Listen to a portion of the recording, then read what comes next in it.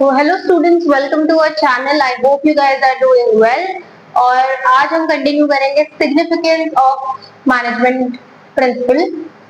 तो अब इसको इम्पोर्टेंस, अगर क्वेश्चन आता है इम्पोर्टेंस आता है तो भी यही लिखना है, ऐसे सिग्निफिकेंस आता है तो यही लिखना है, ठीक है। तो देखते हैं कुछ पॉइंट्स हैं, क्या मतलब है इसका वो देखते हैं। इम्पोर्टेंस बेसिकली मतलब ये क्यों इम्पोर्टेंट है प्रिंसिपल ऑफ मैनेजमेंट, अगर मैं मेरे ऑर्गेनाइजेशन में यूज करती हूँ प्रिंसिपल्स ये मैनेजमेंट के, तो क्या ऐसा चेंज आ जाएगा मेरे ऑर्गेनाइजेशन में, क्या ऐसे अलग हो जाएगा, क्या कौन से बेसिस में ये मुझे हेल्प करता है, क्यों ये इम्पोर्टेंट है, वो हम इस पूरे कंटेंट में देखेंगे, ठीक है।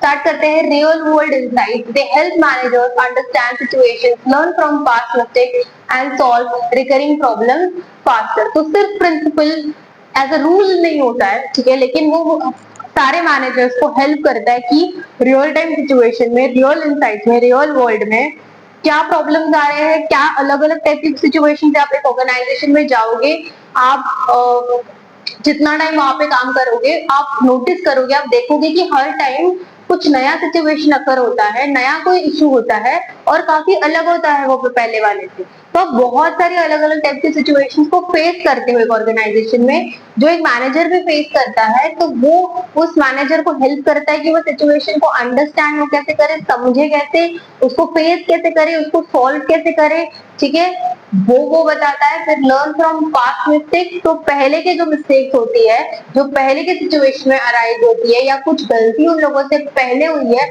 तो वो रिपीट ना की जाए, वो एरर्स फिर से ना हो, उसका ध्यान रखने के लिए मैनेजमेंट हेल्प करता है। और सॉल्व रिकरिंग प्रॉब्लम्स फास्टर, तो रिकरिंग प्रॉब्लम्स मतलब जो रिपीटेटिव प्रॉब्लम्स हमें आती रहती है उसको जल्दी से जल्दी सॉल्व करने का काम, उसके लिए मदद हमें मैनेजमेंट, प्रिंसिपल ऑफ मैनेजमेंट करता है, ठीक है। I hope you are getting this. ये सारी प्रैक्टिकल चीजें हैं, ये जब आप एक्चुअल ऑर्गेनाइजेशन में आते हो, बुक्स से हटके जब आप रियल सिचुएशंस को मैनेज करते हो तो बहुत गलतियां होती है, बहुत इश्यूज होते हैं, है ना, बहुत प्रॉब्लम्स अराइज होती रहती है। तो उस टाइम पे आप कैसे फेस करते हो, कैसे काम करते हो, उसमें आपको प्रिंसिपल ऑफ मैनेजमेंट हेल्प करता है, ठीक है। Efficient use of resources help use human, financial and material resources wisely, reducing waste and ensuring decisions are fair, not based on biases. तो बेसिकली हमने डिस्कस किया था कि जो भी रिसोर्सेज मुझे लगते हैं, मैं प्रोडक्शन का काम कर रही हूँ, मैं ऑपरेशंस में इन्वॉल्व हूँ, मैं मार्केटिंग कर रही हूँ, एडवर्टाइजिंग कर रही हूँ, मैं सर्विस प्रोवाइडर हूँ, मैं जो भी काम कर रही हूँ उसमें जो भी मुझे रिसोर्सेज लगते हैं उसका प्रॉपर इस्तेमाल किया जाए, उसका ऑप्टिमल यूज किया जाए। फिर वो ह्यूमन रिसोर्स हो, आपके एम्प्लॉयज हो, आपका स्टाफ हो, है ना, वो हो, या फिर आपका कोई भी मटेरियल हो, मटेरियल रिसोर्स, आपका फाइनेंस हो, पैसा हो, ठीक है। तो कोई भी टाइप का रिसोर्स आपके पास हो उसका प्रॉपर यूज होना चाहिए, उसका जो वेस्ट है वो आपको मिनिमल करना है, रिड्यूस करते रहना है, ठीक है, कुछ भी वेस्ट नहीं होना चाहिए। और इंश्योर करना है कि आप जो भी डिसीजंस लोगे वो फेयर होगा, वो सही होगा, ऑनेस्टी के साथ होगा, कुछ भी बायस्ड नहीं होगा, ठीक है।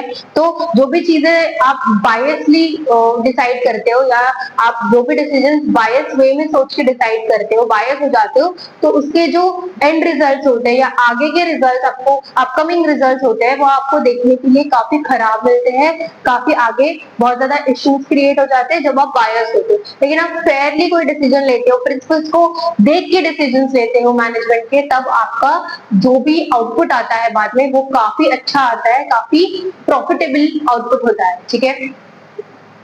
फिर आता है scientific decision making, encourage decision based on fact, logic and clear evaluation, not gut feeling, casual judgement.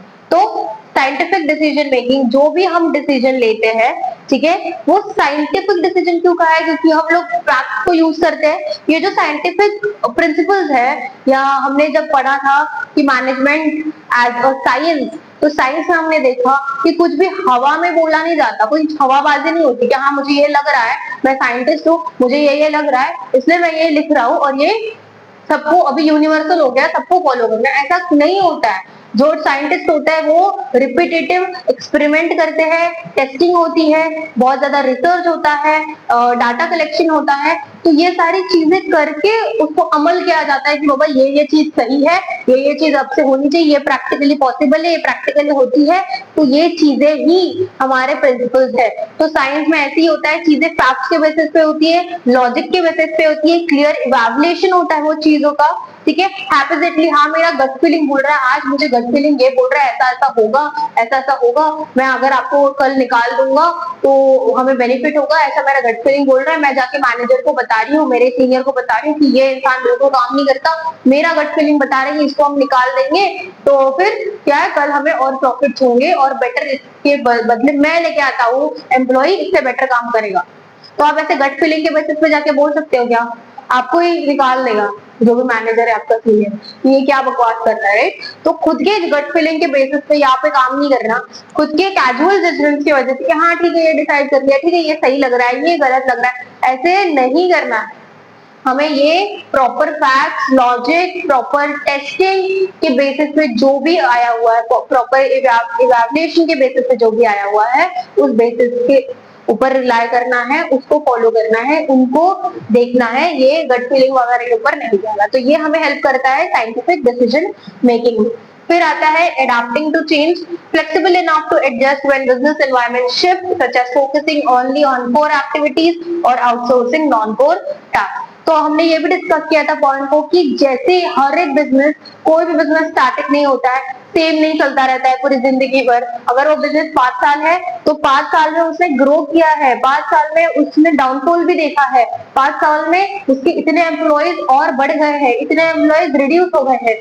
तो हर एक चीज में, छोटी से छोटी चीज में चेंजेस आते ही है। चेंजेस को अडॉप्ट करना, चेंजेस को साथ में लेके जाना और बेटर वे में काम करना हमारा काम होता है, और वो हमें मैनेजमेंट ऑफ प्रिंसिपल हेल्प करता है कि हम चेंजेस को अडॉप्ट कर सके। हमें वो रिजिड नहीं रखता है, हमें वो पकड़ के नहीं रखता कि नहीं ऐसे चल रहा है तो ऐसे ही चलेगा, ठीक है, ऐसे चल रहा है। और एक पॉइंट में था, हाँ नहीं इसी पॉइंट में था कि इसमें मुझे एग्जांपल देना था कि अगर फॉर एग्जांपल आप एक मेथड यूज कर रहे हो, नहीं इसमें आएगा वो फिर से रिपीट करेंगे।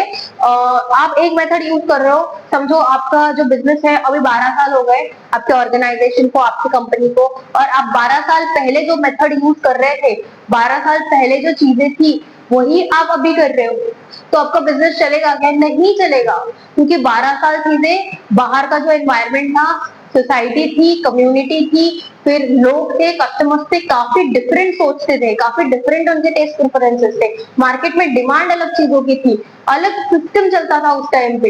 अभी नहीं है सेम, अभी चीजें चेंज हो गई, हमारा एनवायरनमेंट चेंज हो गया है, लोगों के प्रेफरेंस, टेस्ट चेंज हो गए, बहुत सारी नई टेक्नोलॉजीज आ गए हैं। तो हम सेम काम कर सकते कि नहीं, हमें रोज चेंज करना है, नया कुछ अडॉप्ट करना है और बेटर कुछ करना है, वो यहाँ पे हमें बताया जाता है, और वो हमें प्रिंसिपल ऑफ मैनेजमेंट हेल्प करता है, डिनाई नहीं करता है उस चीज को, ठीक है। फिर आता है social responsibility, guide ethical behaviour for beyond profit, fair pay, customer value, environmental care and healthy work condition. तो हमें सोशल रिस्पॉन्सिबिलिटी पे भी ध्यान देने के लिए बताता है। ऐसा कुछ भी काम नहीं करना है प्रिंसिपल के अकॉर्डिंग कि जो हमारे एनवायरमेंट को हैम्पर करे, हमारे एनवायरमेंट को हार्म करे, हमारे सोसाइटी, हमारे कम्युनिटी को हार्म करे, ऐसा कोई भी एक्टिविटी हमारे बिजनेस में नहीं होनी चाहिए, ठीक है। ऊपर से हमें एक्स्ट्रा हमारी सोसाइटी के लिए सोचना चाहिए, कुछ ना कुछ देना चाहिए, हमारे प्रॉफिट के बियॉन्ड जाके हमें हमारे कस्टमर्स को वैल्यू देनी चाहिए, हमें हमारे एम्प्लॉयज को फेयर पे देना चाहिए, किसी को एक्सप्लॉइट नहीं करना चाहिए, ठीक है। अगर उसके रोल पे के हिसाब से उसकी सैलरी 50,000 होनी चाहिए तो उसको हमें 40,000 45,000 नहीं देना चाहिए, तो हम उसको एक्सप्लॉइट कर रहे हैं, ठीक है। तो फेयर पे होना चाहिए, हम कस्टमर्स को वैल्यू देने चाहिए, कस्टमर्स को एक बार प्रोडक्ट बेच दिया, प्रोडक्ट बेचेगा तू कौन मैं कौन, ऐसे नहीं होता है, और ऐसे बड़े बिजनेसेस करते ही नहीं, ठीक है। आफ्टर सेल्स सर्विसेज होती है, कस्टमर्स फीडबैक लेते हैं, कस्टमर्स के साथ कनेक्टेड रहते हैं, उनको ऑफर्स देते हैं, वाउचर्स देते हैं, उनको मेल्स के थ्रू या फिर मैसेजेस के थ्रू, है ना, उनके साथ कनेक्टेड रहते हैं, उनको नोटिफिकेशन देते रहते हैं, डील्स ऑफर्स देते रहते हैं। तो हम आफ्टर सेल सर्विसेज भी कस्टमर्स को प्रोवाइड करते हैं, तो हम कस्टमर की वैल्यू करते हैं ताकि कस्टमर लॉयल रहे, हमारे ब्रांड पे ट्रस्ट करे और हमारे कस्टमर्स मल्टीपल परचेसेस करते रहे, ठीक है। फिर है environmental care, and healthy work conditions. Environmental care मतलब जैसे मैंने बताया कि हमारा जो एनवायरमेंट है, हमारी जो सोसाइटी है, उसका ध्यान रखना है। ऐसी कोई भी एक्टिविटी परफॉर्म नहीं करनी है जो उसके वजह से हमारे एनवायरमेंट को कुछ तो हार्म हो जाए या कुछ हैम्पर हो जाए, ठीक है।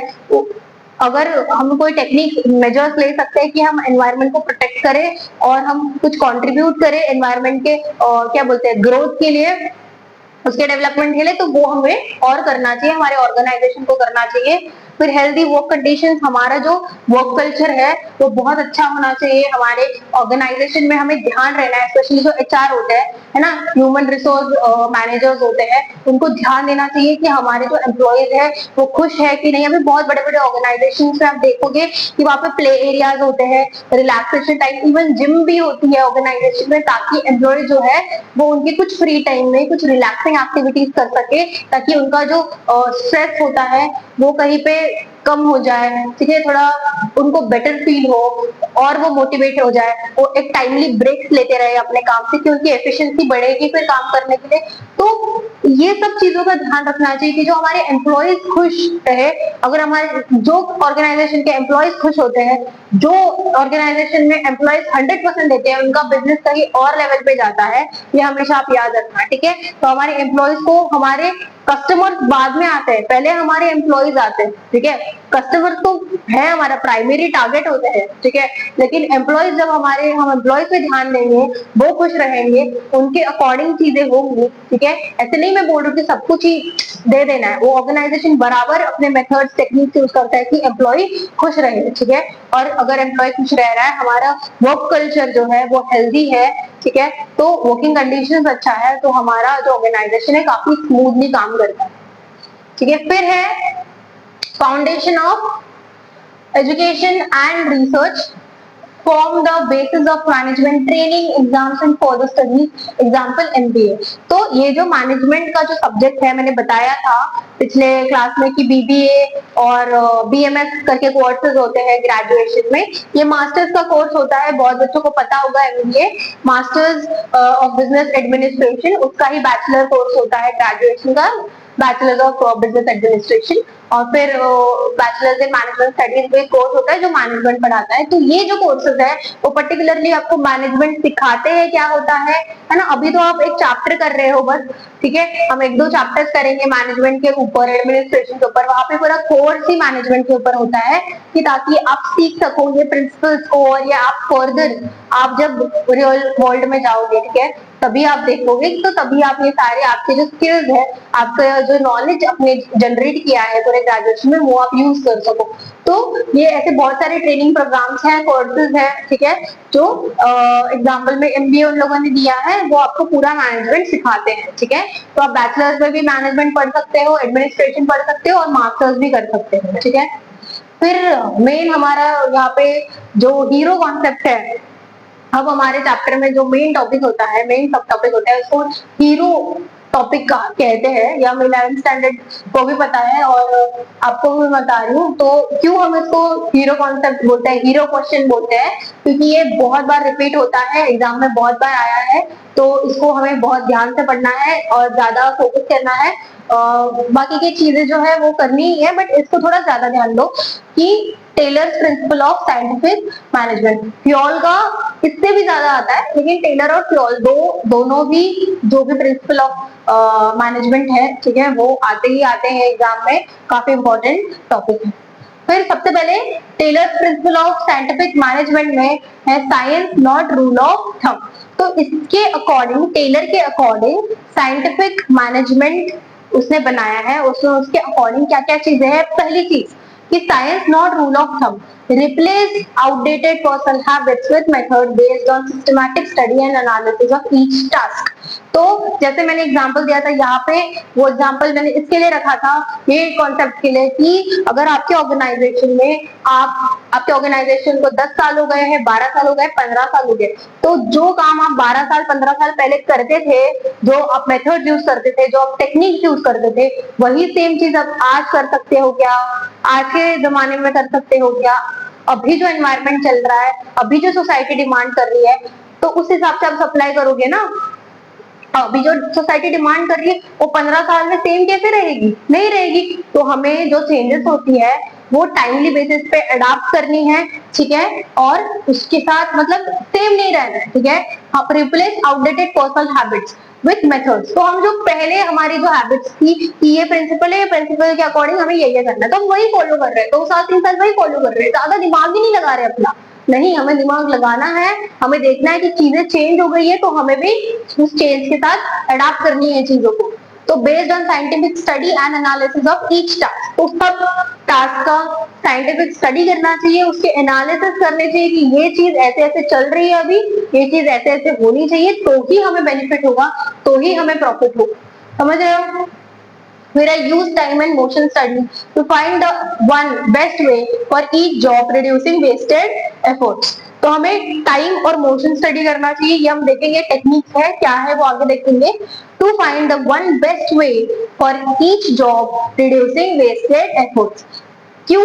क्योंकि one best way for each job, तो जो भी हम काम कर रहे हैं उसका एक बेस्ट वे होता है करने का, ठीक है। एक काम कर रहे हैं उसके मल्टीपल अल्टरनेटिव है, लेकिन उसका एक ही बेस्ट वे होता है कि ये आप ऐसे ऐसे काम करोगे तो आपको 100% रिजल्ट आएगा रिड्यूसिंग वेस्टेड एफर्ट्स। तो आप उसको बार बार हर एक मल्टीपल टाइप ऑफ पता है चीज में करने जाओगे तो आपका जो टाइम भी वेस्ट होगा, वहां पे जो आप एनर्जी लगा रहे हो वो भी वेस्ट होगा, आप जो रिसोर्सेज उस पर खर्च कर रहे हो वो भी वेस्ट होगा, ठीक है।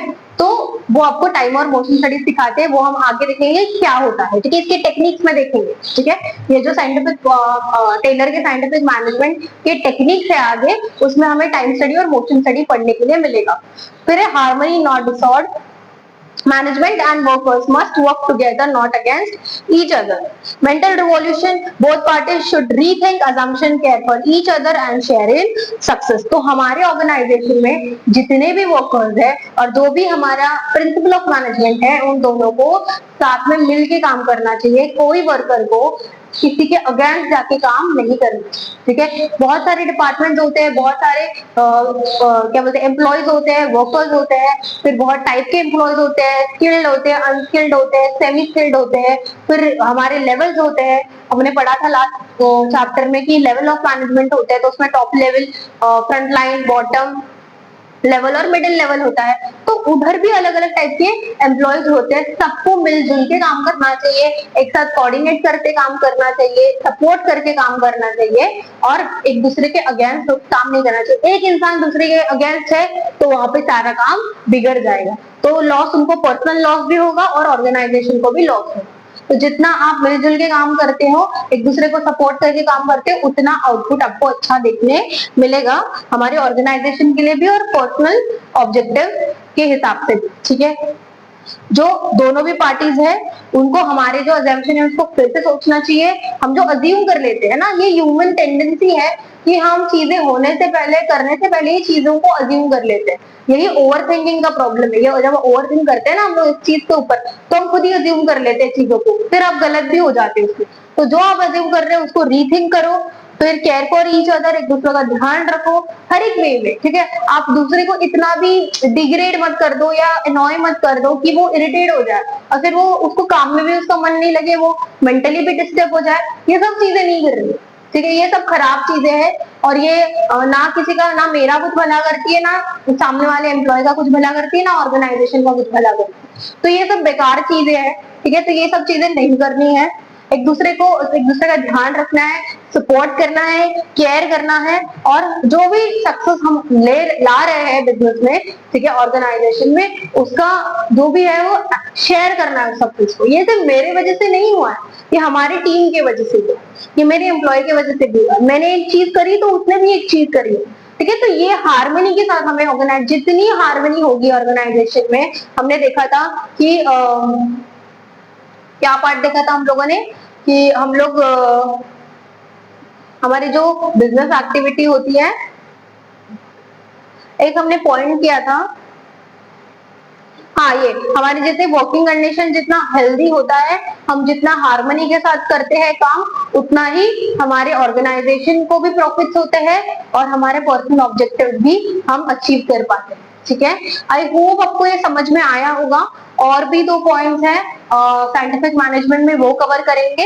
आप ये नोट डाउन कर लो, फिर हम कंटिन्यू करते हैं।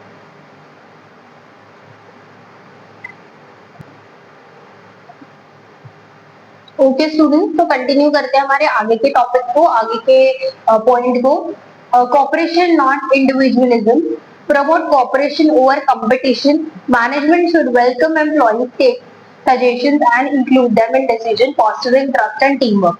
तो पहले बात तो आपको पता है कि एक इंसान से सब कुछ तो नहीं होगा, है ना। हमारा इतना बड़ा ऑर्गेनाइजेशन है, हमारे इतने बड़े टारगेट्स होते हैं, तो एक इंसान सब कुछ नहीं कर पाएगा। अलग अलग डिपार्टमेंट होते हैं, फाइनेंस का एक डिपार्टमेंट, एचआर का एक डिपार्टमेंट, ऑपरेशन का एक डिपार्टमेंट, प्रोडक्शन का एक डिपार्टमेंट, लॉजिस्टिक्स का एक डिपार्टमेंट, मार्केटिंग का एक डिपार्टमेंट, एडवर्टाइजमेंट, प्रमोशन, पीआर का एक डिपार्टमेंट। तो इतने डिपार्टमेंट, इतने एम्प्लॉइज, सबको मिलकर काम करना होता है। तो हमें कॉर्पोरेशन को प्रमोट करना है, इंडिविजुअलिज्म को नहीं।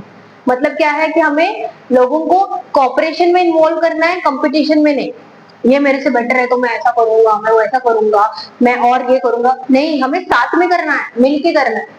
तुम्हें कुछ आता है तुम मुझे सिखाओ, मुझे कुछ आता है स्किल्स तो मैं तुमको सिखाऊंगा। हमें मिलके चीजों को करना है, तो ही हम अच्छा काम कर पाएंगे, ठीक है, अच्छा आउटपुट आएंगे। मैनेजमेंट जो है वो एम्प्लॉयज के सजेशंस जो होते हैं, आइडियाज जो होते हैं, उनके जो ओपिनियन होते हैं, उनको मैनेजमेंट को वेलकम करना चाहिए। फॉर एग्जांपल, आप एक ऑडिट में बैठे हो, ऑडिट चल रही है, मीटिंग चल रही है, आपको कुछ चीजें बताई जा रही है कि अभी हमें ये टारगेट्स आने वाले हैं, ये हमें अचीव करना है, इसको ये वे में करना है। तो कोई एम्प्लॉय बोलता है कि मुझे तो लगता है कि ये वे बेटर है करने का, ये मेरा आइडिया है, ये अभी मार्केट में ऐसा ऐसा मैंने एनालाइज किया, ऐसा ऐसा चल रहा है, तो मुझे मेरे हिसाब से ये सही है। तो आपको क्या लगता है? तो अगर आपको पूछे तो आप उसको करो, तू चुप रहे, तुझे कुछ नहीं आता, तुझे कुछ नहीं, तू तो अभी आया है, तुझे तो 1 ही महीना हुआ है, तुझे क्या पता मार्केट के बारे में, तुझे क्या पता ये। ऐसा नहीं कर सकते हैं।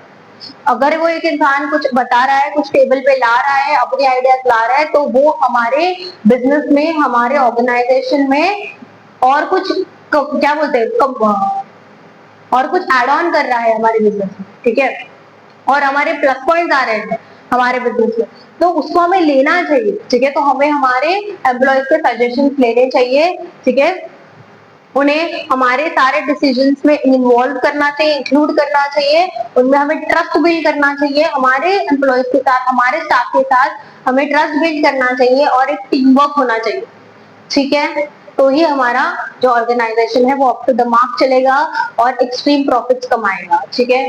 फिर है develop for each person, match people for jobs suitable for their ability and train them properly, developing worker potential raises both individual prosperity and company's performance।